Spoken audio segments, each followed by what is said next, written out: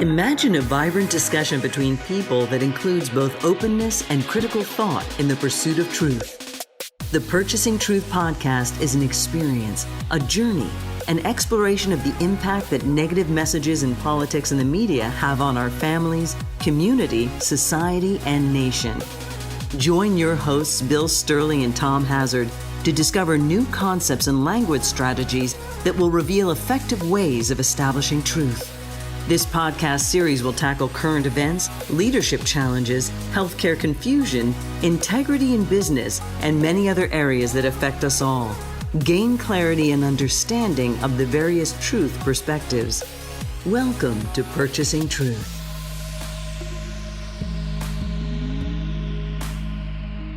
Hey everyone, welcome to Purchasing Truth. I'm Tom Hazard, along with your host, Bill Stierle. And, Bill, we talked last time about the Pied Piper of really social media and truth.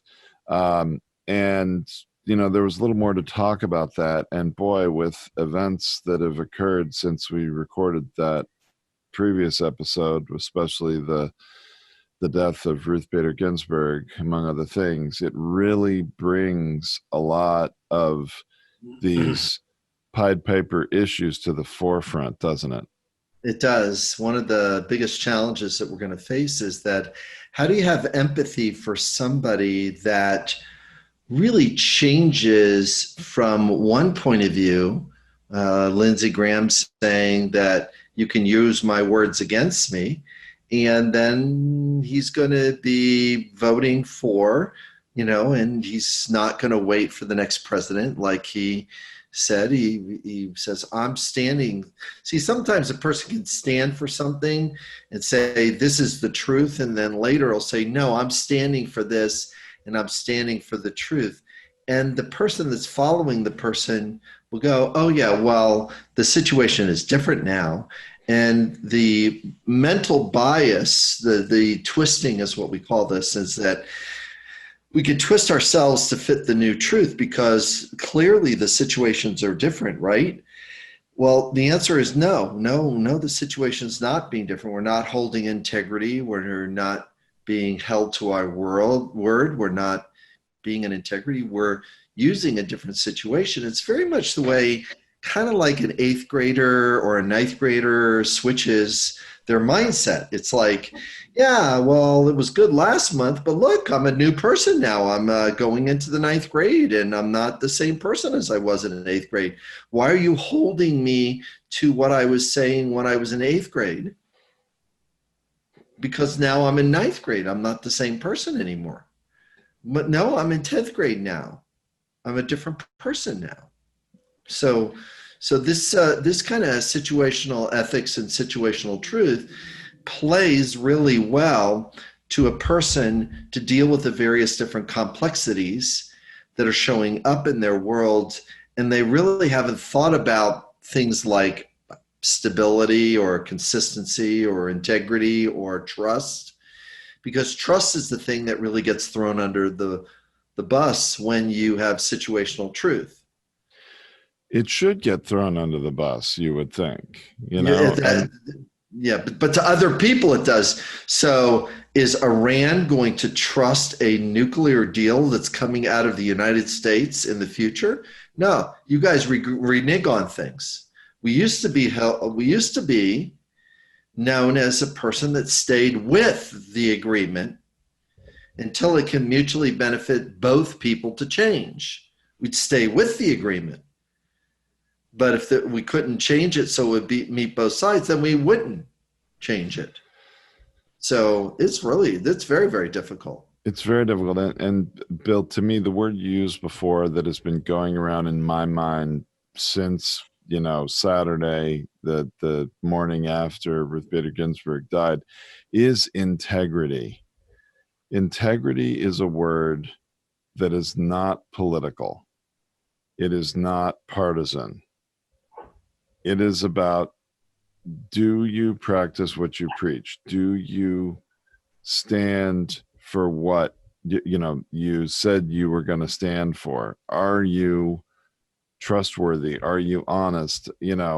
Integrity looks like Lisa Murkowski, who's come out and said we should not vote to fill the seat this year until a new president is, in office. And because that's what we said we were going to do 4 years ago. That's what integrity looks like. Integrity doesn't look like, Mitch McConnell saying, well, and he said this from the floor of the Senate yesterday. Well, I'll tell you exactly why I'm being completely consistent this year with what I said 4 years ago. And he comes up with, some technicality where he looks America into the camera with a straight face and is giving anybody that supports him an offer to say, look, see, he's being consistent. And that's the message he's trying to put out. But that's the Pied Piper right there, isn't it? Yeah. I'm gonna in the story of the Pied Piper is really important here is that they promised him something. They promised the Pied Piper something. The town reneged on the promise, and the Pied Piper took all their children away. Tom, the story's like real. It's like actually happening to us. It's like our children are going to pay for these decisions. Yeah. I mean, it's literally, you want to do this and you want to switch. It's like, yeah, I'm taking your kids now. Well, our kids are going to not have the same level of freedoms that we had, not have a healthy discourse in politics. They're not going to have a healthy discourse in politics because they're learning that you don't have to be integrity with your word is exactly the Pied Piper story. It's the whole point of the mythical story. They make an agreement. The Pied Piper gets rid of the rats. And then people renege on their agreement with the Pied Piper. And they renege on their agreement with the Pied Piper. So the Pied Piper takes her kids.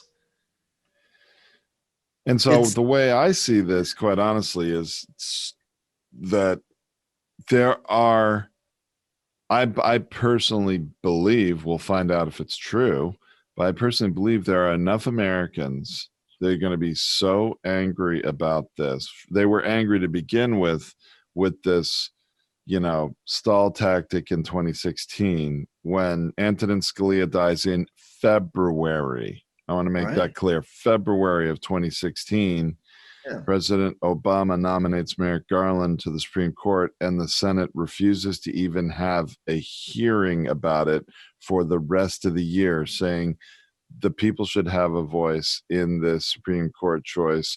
And they make a new precedent. It hadn't existed before, that the Senate should not have hearings and should not hold a vote on a presidential Supreme Court nominee in an election year. And that was all they said. Now, Mitch McConnell tries to say there was more to it than that, and that's a bunch of garbage, honestly. But that's the precedent they set. And now, the shoe's on the other foot. Lindsey Graham came out in 2018 during the Trump administration and said, and he's recorded, as he says on tape, again, my pet peeve, because damn it, there's no tape there. But, he's recorded saying that, save the recording for the future. And he was even talking about once the primary season started, because he's trying to remain in integrity with what they did in 2016. That's right. That once the primary season starts, if there's an opening on the Supreme Court, we should not fill it in that election year. We should wait till the next president is seated and come back and hold this against me. And now, he's in a very tight election battle. He's in a toss-up now category in South Carolina, which is shocking to begin with, against his Democratic opponent. And now he's just given his Democratic opponent, it's sort of a double-edged sword, right? He's given his Democratic opponent all this ammunition, these sound bites. I'm sure they've already cut the commercials, running the recordings, showing what Lindsey Graham said, and now how he's completely turned his back on his own word. How can you trust this person? Yeah. And at the same time, Lindsey Graham is using, hey, we got to fill this seat as a rallying cry for his base in South Carolina. It's going to be interesting to see what happens. But is there going to be, is there a danger of such a backlash, Bill, to this? I think there's more Americans are going to be upset about the integrity issue than what's politically convenient, or as you said, the situational ethics, the situational truth. See, if I get polluted in my mind that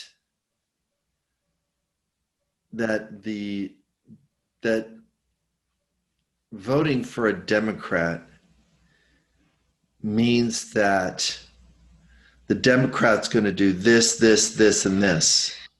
They're going to do communism. They're going to do socialism. They're going to be more pedophiles in the office. They're going to be whatever they're polluting in the environment, whatever the thing is. It doesn't matter if it's true. I got to vote for the other person because there's too many straw man. There's too much belief. There's too much ideas on that. And the same thing, in regards to Republicans, is that a Democratic candidate can bring about falsehoods regarding a Republican that might not fully be true too.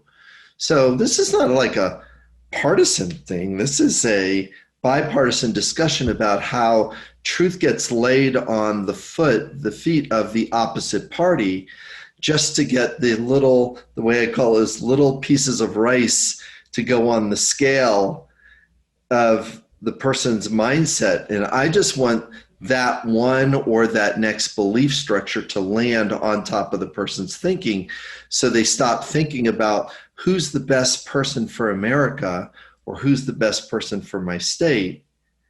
It's who's the worst person because of the negative messaging that has been placed on the situation.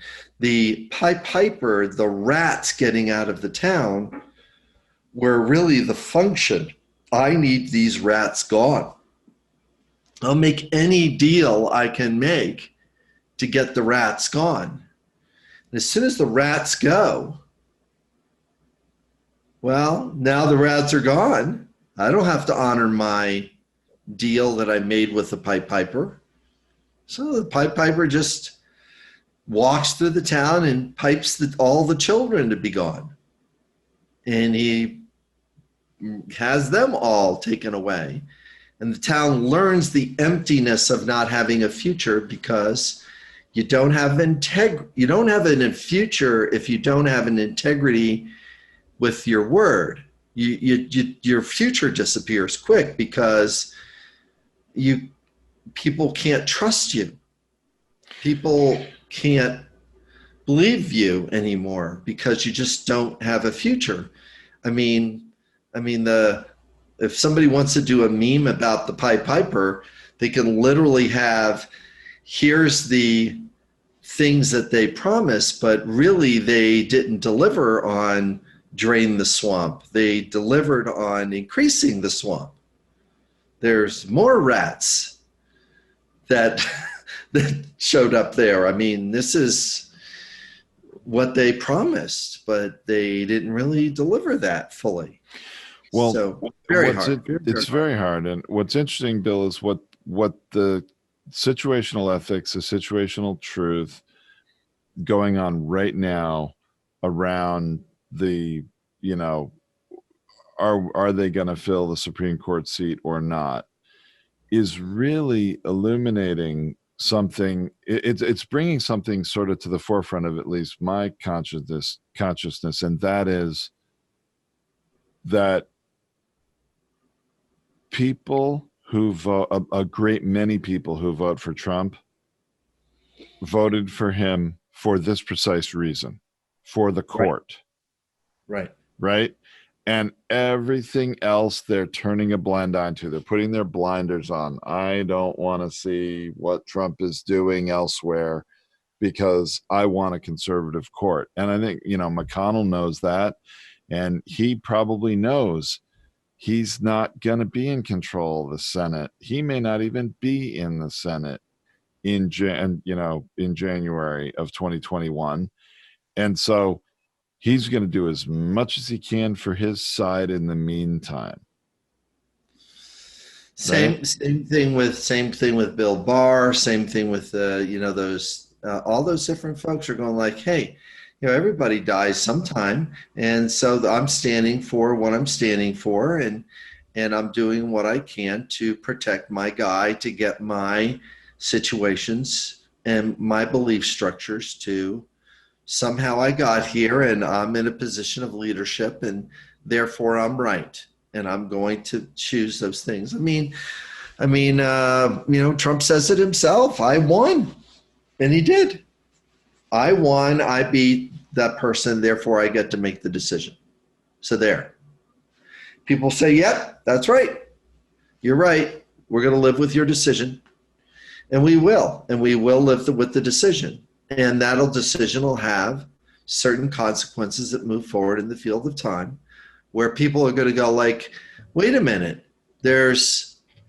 They're holding us to a law or a rule that they've overturned, but they're not looking at the consequences of overturning that.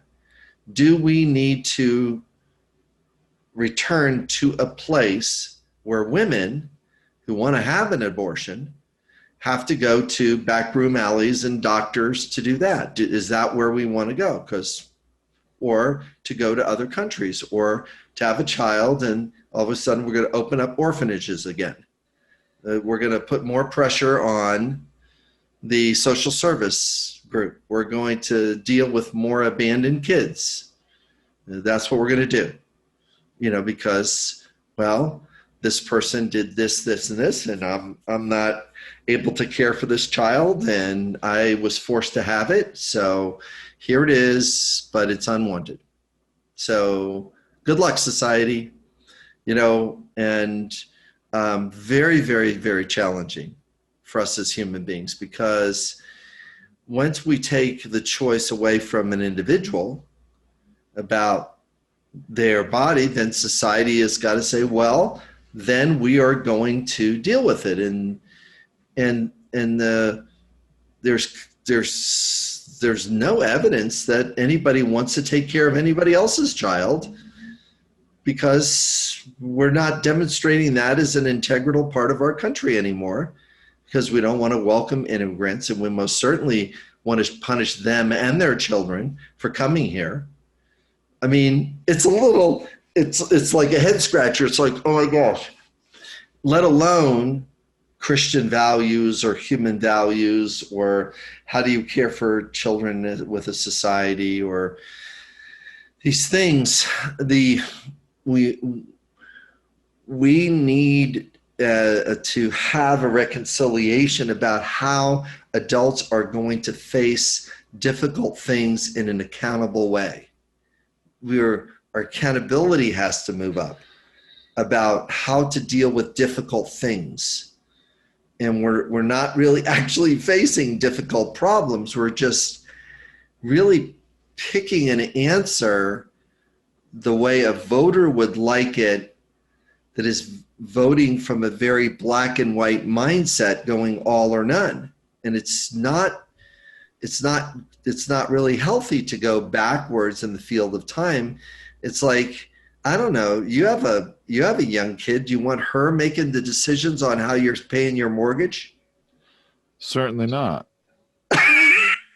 No.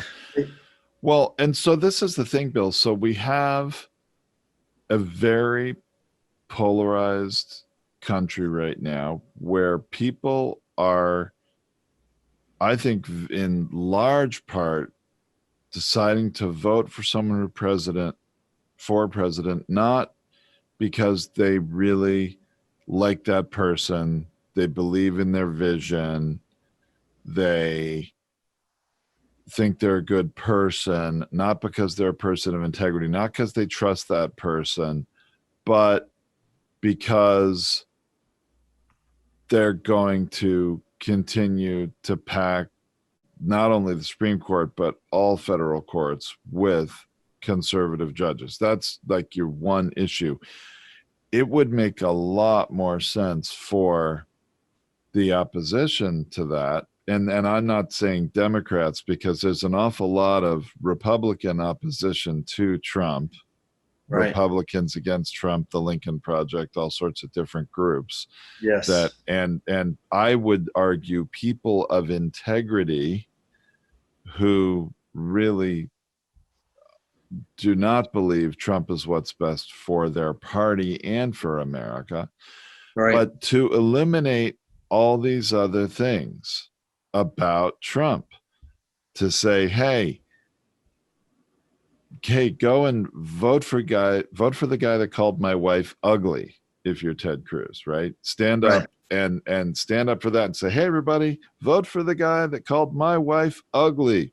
If we eliminate all these things that Trump has said and done, put the focus a little more on that than on the one sort of sacred issue that people are clinging to, might help make them think differently about following the Pied Piper here.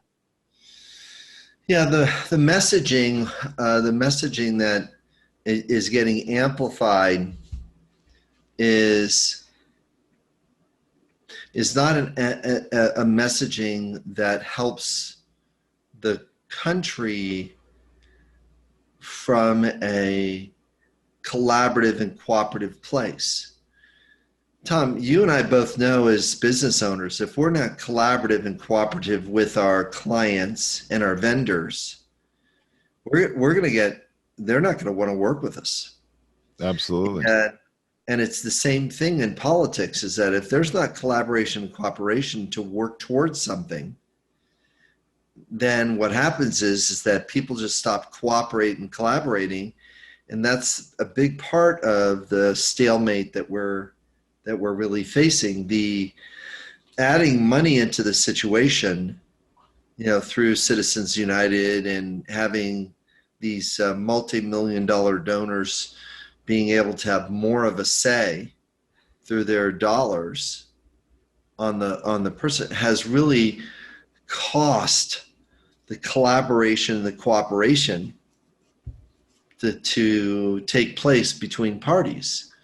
They used to vote back and forth with each other. They used to have to say, here's how we're going to get this thing done. And they had to say, well, who's going to be able to vote with this person in order to get this other thing to take place. And they used to do better at looking at mutual agreements that could, show up in a more cooperative way. It doesn't necessarily mean it was the best, but at least it had an interchange to it. Now it doesn't have an interchange to it. Now it's my way, because that's what my donor / voter wants. And I have learned that stonewalling and saying Merrick Garland is not going to get the vote, that works. Or I'm going to shut the government down, that works.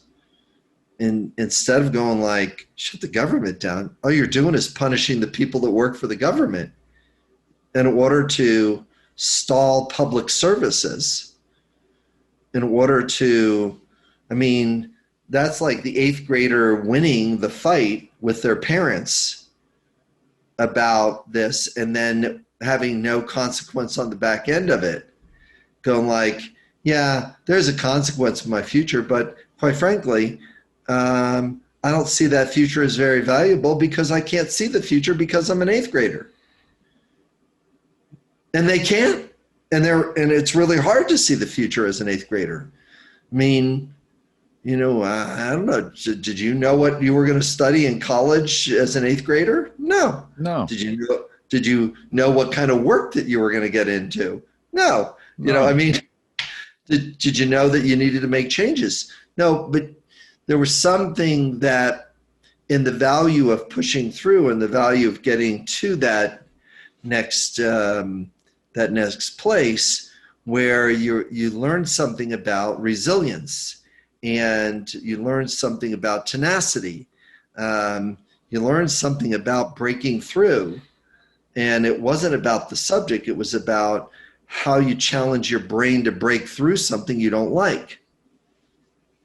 I mean, you and I have to fight that battle of breaking through and doing things we don't like in order to create progress. Well, our government doesn't have progress right now. we're not getting anywhere. We're sort of backsliding a bit, into things that were not, essentially a primary value. We have a republic if we could keep it. Right. And we'll see if we can keep it. That if is looking bolder and larger type a lot lately. Yeah. Well, and so that's why I think, what people are focused on, again, with those blinders on, is just such a narrow view of America that this is, if I were the opposition, if I were the Biden campaign, or if I were, the Lincoln Project or any of these other organizations that are advocating to restore some integrity to the office, some dignity, and to make progress, work together as a country, they could illuminate all these additional things. Like, Lindsey Graham they could eliminate him saying, hey, vote for the guy that read my personal cell phone number on live television, or Right. if you're Marco Rubio, say, hey, vote for the guy that said my parents should go back to the country that they came from as an immigrant, right? I mean, so many things that really eliminate who this person is that they're going to vote for. It's much more than, oh, he's going to make the court more conservative, and I'm willing to throw everything out to get that. Or maybe more to the point, I'm willing to live with all other consequences of his actions to get that one thing. Is that the kind of America that you want to live in? Yeah. It is very much, kind of, we're gonna burn these 7 values to get this one value that we hold true. And the only one that they've gotten over the last 4 years, the only legislative one, is the tax cut for the wealthiest 1%. And they were one vote away from that. If McCain would have voted that one down, they wouldn't have got that one. They wouldn't have had any significant legislation. And McCain voted thumbs down on the healthcare piece. And guess what? They've been fighting that, ever since, to try to get that to repeal. They continue to fight it. And there's actually a highlight reel out there of Trump saying, oh, we're going to have a plan within 2 weeks. We're going to have a plan next month. We're going to have a plan by this date, for their own healthcare plan. Literally, he keeps moving the goalpost because he doesn't really care about coming up with a plan for healthcare. No. And his administration has not done it. They keep getting beat up on this in the media, not enough, but they keep getting beat up on it because there is no plan. He doesn't care. All he does care about is getting rid of Obamacare because his base thinks it's bad. Right. And because the propaganda / messaging about it being bad has been so prevalent, it's bad because it's socialism, it's bad. Meanwhile, that thing, Obamacare would be, or single payer would go, it would completely pass through everything if 2 things would happen. 2 things: that it was profitable to have people be healthy, and it was profitable to, if the profit was not centered around elective surgeries and emergency care. If the profit was gone there and the profit was distributed throughout healthcare, they wouldn't care. All the powers that be in healthcare would go like, oh, we're still going to get the same amount of money? Oh, okay, no problem. We don't have to fight this anymore. The revenue's not going to move at all. In fact, there's more opportunity to get revenue. I mean, even looking at the Obamacare numbers, it made the insurance companies more money in the long run. It was a long-term integrity piece instead of a short-term, let's just keep things the way they are because we're getting all the money out of the emergency rooms and the elective care. We got tons of money about that, instead of really just stabilizing the nation regarding our health, not create insecurities around things like health care and things like food and the various different insecurities that get propagated because it causes that tension to take place that doesn't necessarily need to be there. It just doesn't.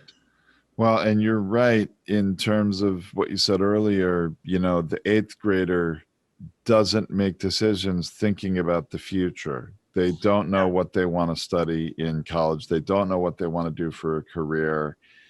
And, unfortunately, we're seeing the behavior of the president of the United States be very much in alignment with an eighth grader because he's fighting to get rid of Obamacare because it's labeled as bad by his base. But Right. Then he's doing nothing to replace it. He's not proposing any solution, which is what we look to our government for vision and solutions to problems we have. Well, if Obamacare is such a big problem and you want to get rid of it, well, that might be fine if you actually were proposing an alternative. Because if you don't, there's just going to be this big vacuum and we're going to go back to 20, 30 million more people not having health insurance, continuing to flood our emergency rooms when they get sick. I mean, it's going to be a big step backwards. And the what do you call it, a bankruptcy because of medical issues. Right. It's like taking the person's house because they had a medical issue come up in their family. Creating instability in society is like a good thing. No, not for profit, not for any reason. You want stability to have people buy more when they're stable. They do. It's like good economy. Not one sector gets the money and then the rest of the economy gets the tank because it's not stable. It's like it's very, very short-term thinking, and regrettably, that part's really sad, because we're really, really stuck on these kind of mindsets. So, I mean, there's more to come on this. I think the stuff regarding the justices and things are going to come up. I think there's a lot for us to talk about, and we've really got to be able to roll up our sleeves and really start honoring expertise instead of trying to tear down expertise. And I think that's where truth has got to take a foothold again, going like, wait a minute, this person's an expert at this, not this person has said their opinion about it, and therefore we get to attack the person that is giving their opinion. It's like, this is what the person said. And you could get another doctor over here saying something different, but that person hasn't studied as long as this person has. And they can have a discussion about it, which is fine, but that person still gets the weight because of their expertise. Not this person is, well, they're the new person in here. They don't get the same level. So we are in a very, very interesting time, and we are going to be dealing with truth is definitely having a little bit of struggle. It's getting beat up pretty good. So we've got to figure out how to purchase truth and get it back up to the front of the list with integrity behind it, and start reestablishing trust, in expertise and leadership that really are going to no, we're really got to bring the bad news to the American public, and really start treating the American public like they're having an adult discussion about this, and that's really where truth has got to really go back to. So, well, there's more to come on it. That's for sure. Okay, Bill. Thanks so much. I look forward to that. All right. Thanks, Tom. Thank you for listening to this Purchasing Truth podcast. We trust that you have enjoyed this engaging and thought-provoking conversation. Our hope is that you've received value, found clarity, and broadened your truth perspective in this episode. If you did, leave us a review or visit our website, purchasingtruth.com. Join us again for another informative and content-rich discussion here at the Purchasing Truth podcast. Don't just accept whatever information comes your way. Join the discussion. Discover your own voice. Purchase your own truth.